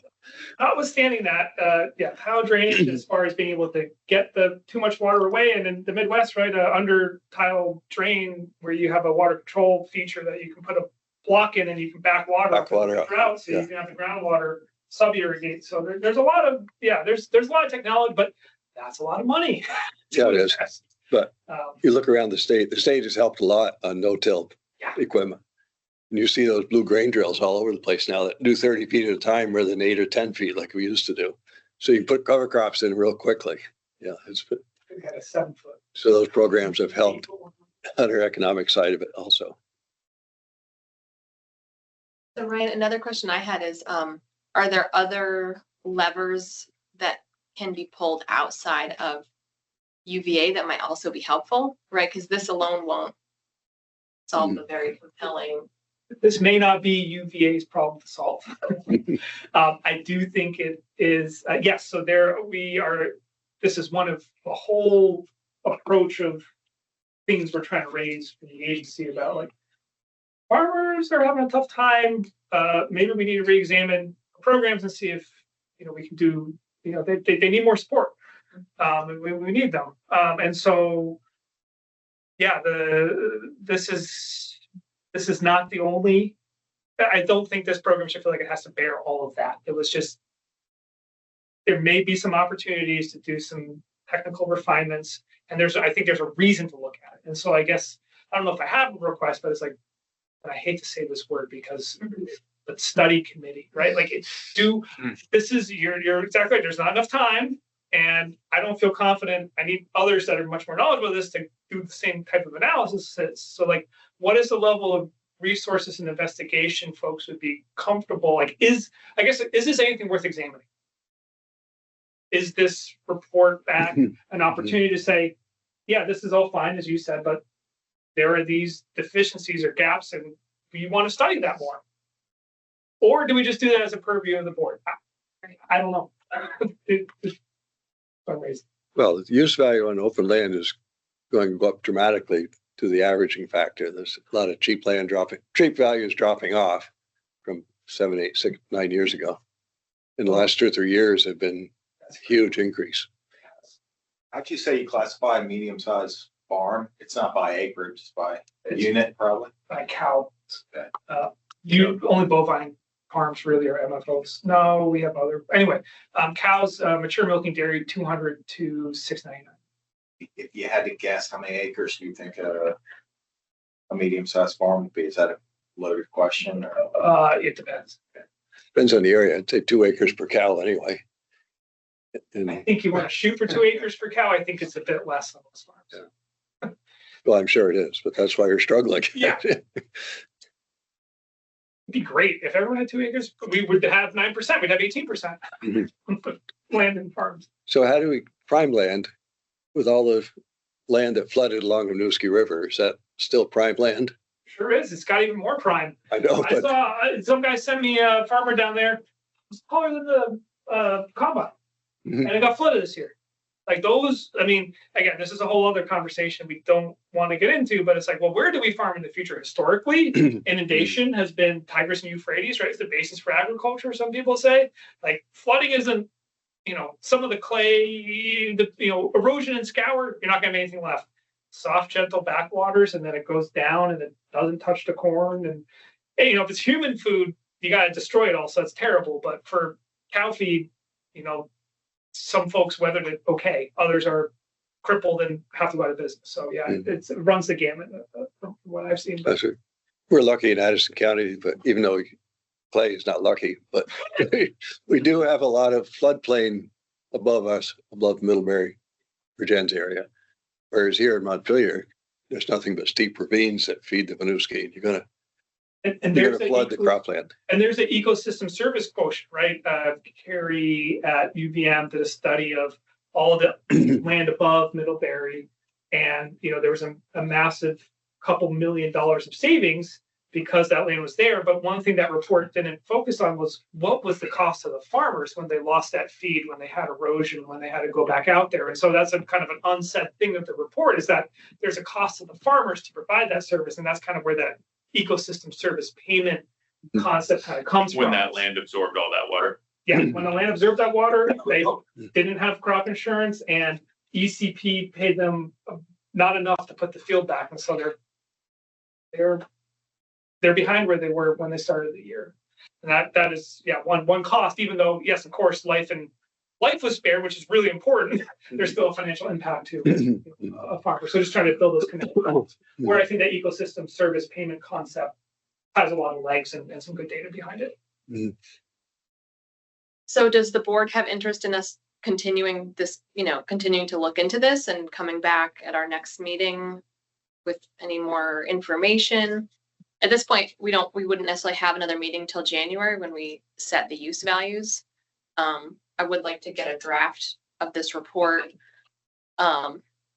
circulated to you all before we submit it. But it sounds like maybe the report it'll meet the ask in the report, and it'll indicate that while we're not recommending any changes to the current, as of December 2024 methodology, but we are definitely going to continue in earnest taking a look at. Due to all the factors that Ryan talked about, Right. economic factors, I think we need to incorporate that. Yeah, I agree. Yeah. Turn that into narrative form. No problem. I've done it. It's long. You don't want it. just to raise that awareness, raise the issue, explain, what the current calculations do and do not do, and where they came from, and where, if anywhere, there was a place to make an adjustment, and then of course the financial impact on the ed fund piece and municipal revenue. That's a standing question. Sorry. Yeah. Any board members have any thoughts one way or the other about? I think Keith does. Michael or Gail or Steve or Alan. Thank you. I think we should keep looking at them for sure, but not try to do anything but by January, December. Okay. This is Gail. I concur with that statement. Okay, thank you. When we look at rent figures, do we look at some and say it's not a realistic rent and throw that out? Or is it like the PVR looks at land or transfers? Is that a legitimate transfer or not a legitimate transfer? Is the rent a legitimate transfer? Because, somebody pays more rent because they need more land to spread manure on. So they get really aggressive on trying to get more land. And others get free rent because the business owns land but wants the land crop so they can stay in current use. Only 2% of rent based on the ag census was a production cost. So it's a very small amount. As you call out, there's a lot of informal arrangements, and that's been my experiences. Most of the land arrangements are handshake deals. There obviously are good pieces of land that a lot of people want, and that often ends up in a bidding war. I will just say, FSA is the one that conducts the survey, and so their quality assurance and quality review is what ends up with those two output figures. I don't have any way to judge the veracity of those figures one way or the other. Those are the figures that are there. FSA has their process, and that ends up in the equation as the values. I think they're a decent-ish representation, but a lot of the folks working in the field working with farmers say it may, there are some challenges with it as far as accuracy. And so, like, how do you balance a whole bunch of zeros against some very high value stuff? Maybe it's fine, right? Yeah. Maybe in the end it's been working, so maybe it's good, but maybe it's workable. But yeah, it's maybe not Same in land transfers. I mean, you get lots that sell for 100,000 acre, 200,000 acre, and you get others that are transferred within family for nothing. So, yeah. I agree that we should keep looking at these, and I think continuing to raise these would be good. I think it might be useful as a committee to agree or have some kind of agreements as to what we feel like is in our purview and not, because I think that there could be ways that we think about the use value that may advance certain objectives that we haven't been tasked with, or that address a separate need.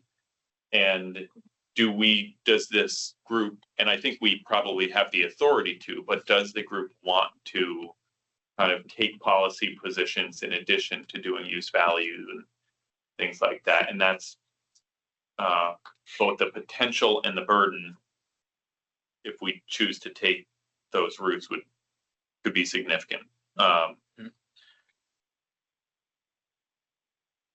One thing related, you brought up the ecosystem services, and I think just a kind of flashing yellow light, because we in FPR have the management plan and frequently get asked, how do you know that the values you're talking about are getting realized on forest land enrolled in UVA? Do your standards ensure this outcome? We are sometimes on the defensive. We're sometimes very confident in our position on it. But I think because ag land is eligible by virtue of it being farmed, the assurance that it is providing certain services would beg an immediate question, I think, of how do you know that this land, this parcel that's enrolled, is providing these benefits? And so that, I think, has been a constant question that would get raised pretty quickly. Because yes, think about that a lot in this program. I'm trying to, despite most of my career, which has been environmental regulation of farms, right? The required ag practices go out and inspect all certified permitted farms. There's a complaint, farmers go out there. That doesn't mean every field is compliant, but it does mean there's an incredible amount of scrutiny on farms. And thinking about use value and what it's intended to do, I try to take a more macro perspective on it, in the sense that this program exists to try to keep working lands working. If it's in forest or it's in ag, that's good. And we don't need to think more about it. If it keeps land in ag or it keeps land in forestry, excellent. We can means test and limit and restrict and spend all the time, administrative time we want, trying to validate all these things. But that's not the point of the program. The point of the program is to keep land in agriculture. We have an environmental regulatory program that regulates farms to an incredible, when I say incredible, I mean, like, compared to other states, like, so much more scrutiny, that I don't think those questions should come up in this program. But that's just my answer to when people bring that up.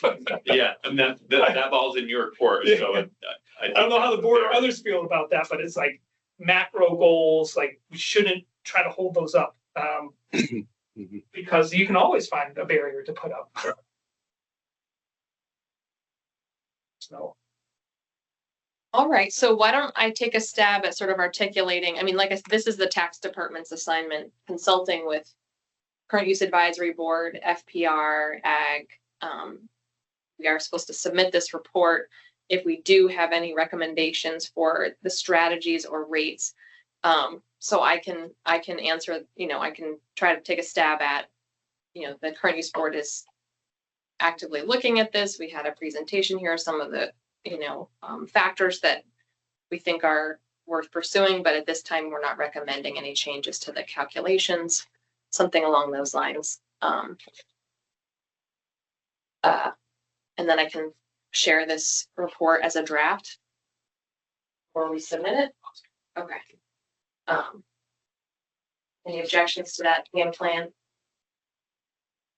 All right. And then, all right, in the interest of, we've got the room till 12, but I really didn't think I'd hold you here for 3 hours, but I think it's really important that we take the time to have this conversation. So thank you, everybody, for making that time.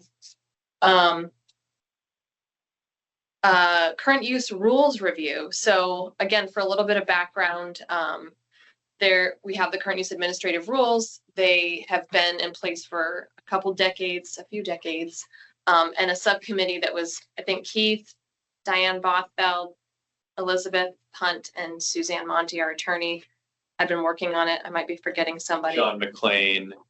Diane's not working on it anymore. Nope. Accurate.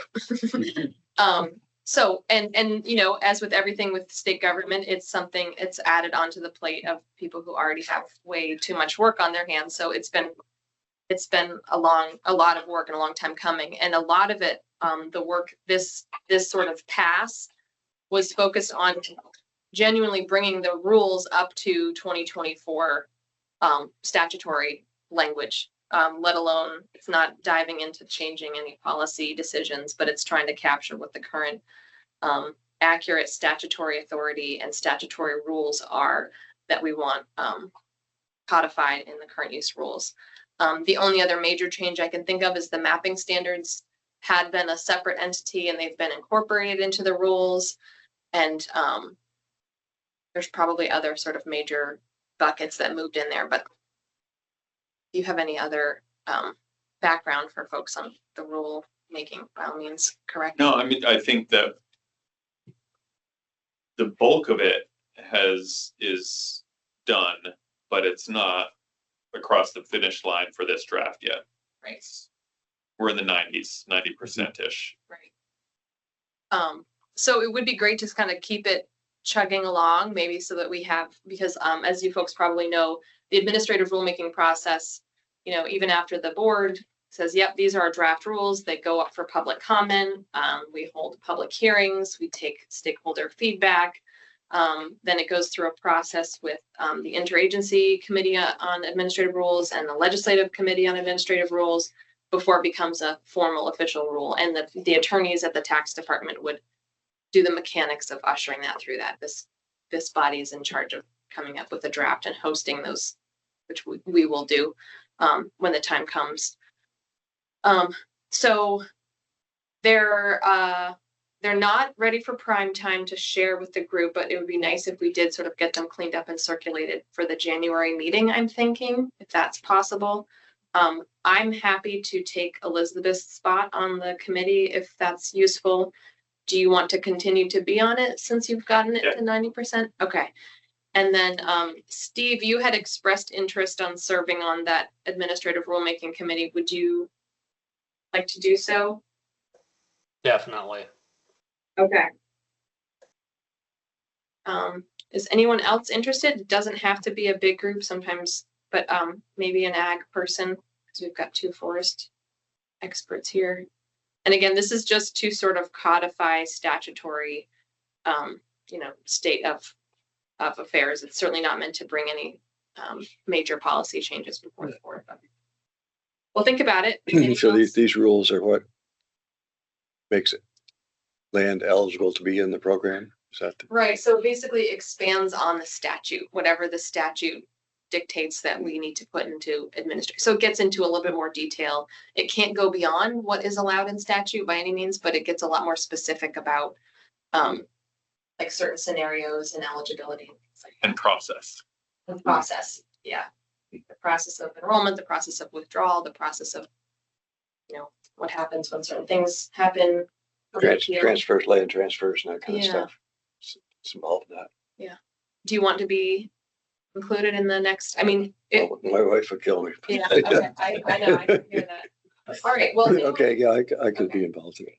I'm not always up here, but No, and we can, I think we can do these mostly over, Teams. It's almost easier with a screen in front of you, just because it's. 'Cause you it's can a see big everything. Document. Right. we'll do that. Mhm. Okay, great, thank you. Jill, this is All right. Gail. I wouldn't mind lending a hand if Okay. you need one. Thanks, Gail. Absolutely. Okay. Great. All right. Anything else on the rules? You don't have any questions about those before we keep rolling? Have you changed how you enforce the rules? As a lister over the years, it seems like we're getting more withdrawal or forced withdrawals or whatever. So are people looking at maps and seeing little chunks of land that aren't really eligible? Yeah, I think it's so the rules need to catch up so that we all have the right Mhm. rules in front of us. I definitely think that the tools for our staff's review have gotten a lot better in the last several years, which has definitely helped. There's just a lot more complicated things, right? There's only so many acres to go around. So there's a lot of like transfers and partials and, you know, there's a lot of creating a parcel less than 25 acres and that, you know, there's, Or less than 20%. yes, whatever. exactly. So there's a lot of that. Do There's only so much land. To go you, do you around. have a way of letting the listeners know why that land is no longer eligible? I don't think we're allowed to tell you. You can't tell. Because it might be that they're not in good standing with the tax department. Okay. It might be obvious or it might not be. I think like the 25 acre rule probably would be pretty easy, you know, self-explanatory, but I think we can find out, but I think we're not supposed to. So we struggle with that, trying to put a value I'm on what that came out. I'm sure. 'Cause we had one fellow, you're probably aware of it. Elizabeth was for sure. That little chunk came out was ledge and swamp. Mm, As lister, we had no way of knowing it until the guy, we sent him a reappraisal notice and he came back and said, this is ridiculous. And then, Do you have access to the updated maps?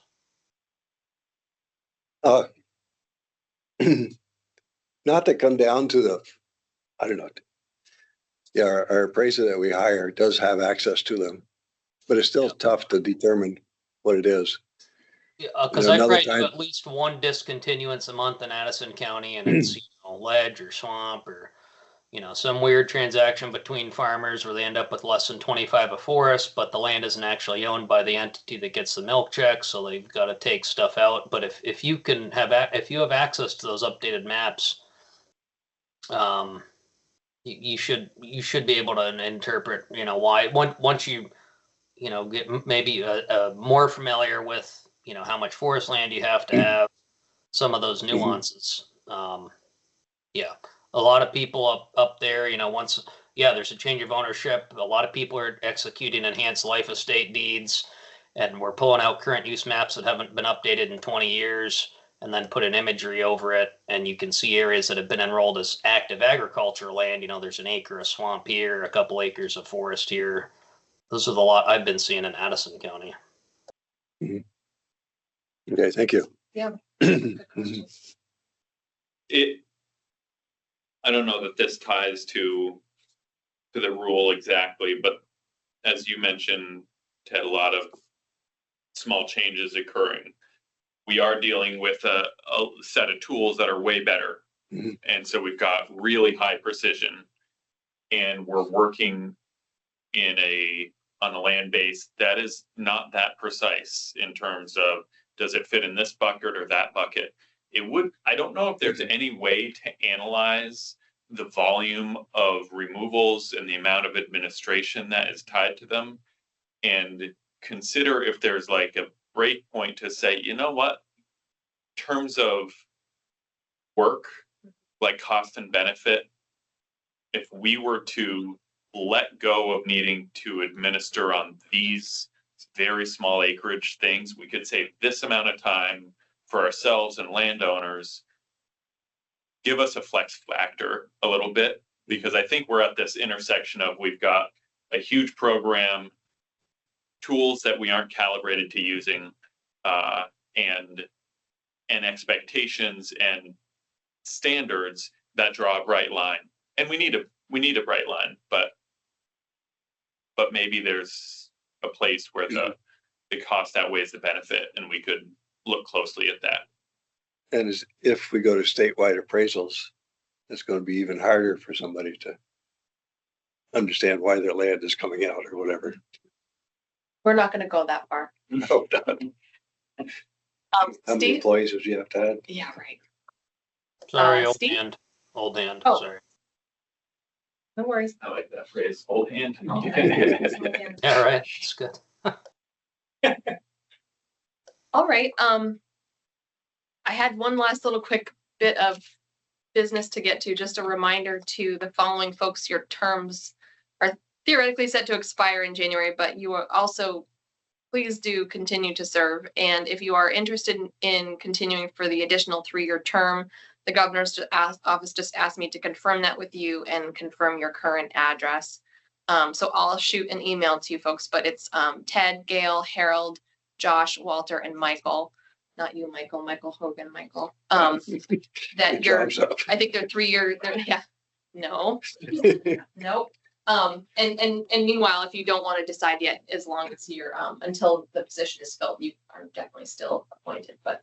I've been on 3 years already. I know, I think you might have hopped on to Replaced. fill out someone's. Must have filled out somebody. It doesn't seem like that's, Yeah. but yeah, for the governor's office, I promised I would ask you folks, so I'll follow up with an email. If you are still interested in being a formally appointed 3-year, you're not sure, but you'll hang in for a little bit until you decide. And if you do want to stay on, what your address is, so the governor's office can send you a reappointment. And Did if you take not, Bruce's spot? that's probably. Bruce's. Oh, I don't know who it took. Just Maybe. Just showed up one day. Oh, who's Yeah, the we- gentleman, the farmer? doesn't matter. You can see him. I can't fill the shoes anyway. Okay, all right. Any other items of business before we move to adjourn? With your follow-up, will you send the per diem? And Yes, the folks that came in person, you can also get mileage for traveling here. You send a form out for us. Yeah. yes, thank you, Kate. And my plan right now, but I'm open to other requests, is that we would have our next meeting in January, as we usually do, at which we, usually the 3 agencies let the current use advisory board know what, if any, legislative things are either coming from our teams or we are seeing bubble up. And then I think we also look at the calculations that day, and then we vote on them in February, if I Yep. remember correctly. Okay, so those would be the big items of work at the January meeting. And then, you know, as time allows, maybe continued conversation if we have more to talk about on what, if anything, we want to talk about the use values, but it wouldn't be for 2025 tax year.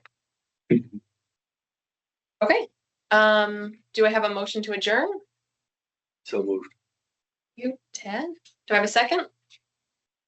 Second, Second by Ryan. Any further discussion? thank you for the opportunity to share and appreciate your consideration. Thank you Thank you. for, Yeah, thank you. Appreciate the work No, going thank into you. that. Can you share that, or is that? Absolutely, yeah, it's all public Can information. we share it on beyond that? Yeah, yeah, so we'll PDF it, so it'll be. yeah, it'll be small. It's only 4 megs when it's a PDF. That'd be very, very helpful. Do you, the version that you shared with me, I could just make as a PDF? No, I made some, I will PDF what I just shared, so everyone has a copy of what I shared and always send it. Okay, great. Thank you. Yeah, thank you very much for that, Ryan. And are the current rules online somewhere? All right. Send those to us. I've never been able to find the current rules. Okay, I haven't seen them. Okay, they should probably be. Somewhere. They are attached to the UVA manual on the Forest and Parks website. They also should be on the Secretary of State website. Administrative rules, yeah. That's why, it's probably why I keep asking, are the rules the manual? If they're in the same place. Right, they're not the same. Yeah, they're not. That's been cleared up. But the But rules, it's probably why I rules was are asking the like an question. appendix in the manual or something. Correct. Okay. Way in the back, Okay. like page 114 or something. Okay. For the good stuff starts. So can you send those out so I don't have to look for them? Yep. All those in favor signify by saying aye. Aye. Aye. All right. Thank you, everybody, so much for participating and for your time and energy. And we'll talk to you soon. Thank you. Great, thank you.